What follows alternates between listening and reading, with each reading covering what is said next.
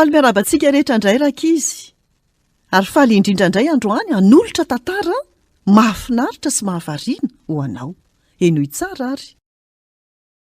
Ilay perla lafo vidy. Sarobidy. Mirotsaka amin'ny akingana feno ao anaty ranomasimbe ilay indiana mpitady perla.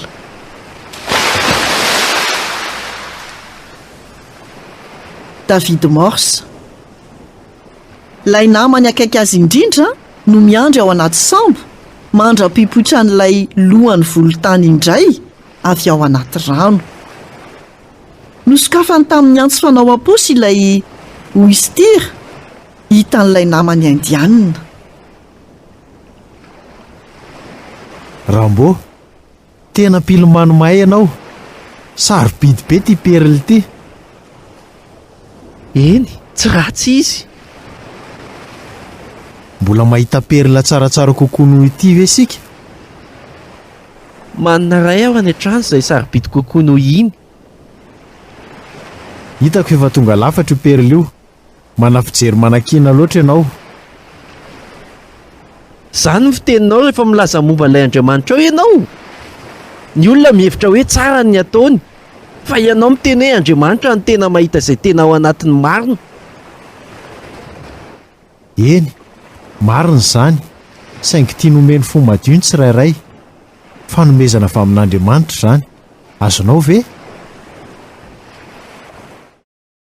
Dia tonga teo amoron-dranomasina ireo mpinamana anankiroa. David, ohatrany toa mora loatra izy izany. Ny amin'ny boky dia manaka anaty tsy handray izany fanomezana izany. Te hanao zavatra mba hahazoako izany. Hitanao ve ry mpivahiny ry? Mandeha tsy manao kiraro izy eo ambonin'io vato maranitra io mandra-pahatonga ny any Calcutta. Izao kosa andeha andohalika any Delhi. Rambo, mihoatra ny 700 kilometatra ane izany. Ho fato ny fanampizinanao amin'ny raha ianao, mandra-pahatratraranao ny tanjonao. Fa tsy nisy nilany azy na tamin'inona izay nolazainy Davida.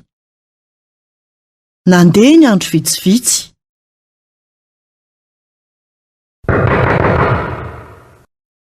Rambo, ianao ve izany? Mandrosoa. David, manomboka rapitso dia hanao ilay fivanianana masina.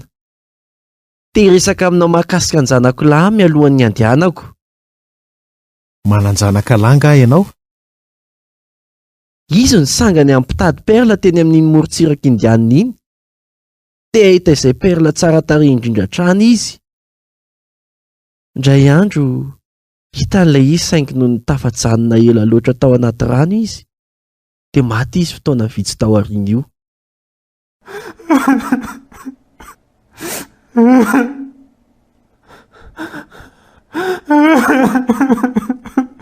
Ho satria ianao ny namana akaiky andrindra teo omeko anao ilay perla hitany.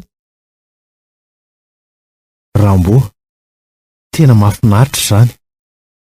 Lavorary izy, saingy tsy azo kekeny izany. Omeko 1000 ropia ianao ho vidiny. Fa tsy afaka mividy izany ianao. Raha toa ka sarobidy noho izany izy, dia asa azo azy aho. David, tena sarobidy loatra ity perla ity. Ny zanako lahy nandoha izany tamin'ny ainy. Rambo, izany mihitsy no lazaiko taminao mahakasika an'Andriamanitra. Ilay fanomezana ny famonjena dia tsy voavidy vola. Tsy amin'ny fanaovana ny asa soa, na amin'ny fanaovana fivehanana masina. Tena fanomezana avy amin'Andriamanitra mihitsy satria Jesosy, ilay zanak'Andriamanitra no nandoha izany tamin'ny ainy. Tsy tianao ve nandray izany fanomezam-pahasoavana izany androany? Zay vao azoko ilay izy. Tena nefainy tamin'ny ainy zanany izany. Tiako ny handray ilay fanomezana androany. Ny famonjena dia fanomezana avy amin'Andriamanitra ho anao.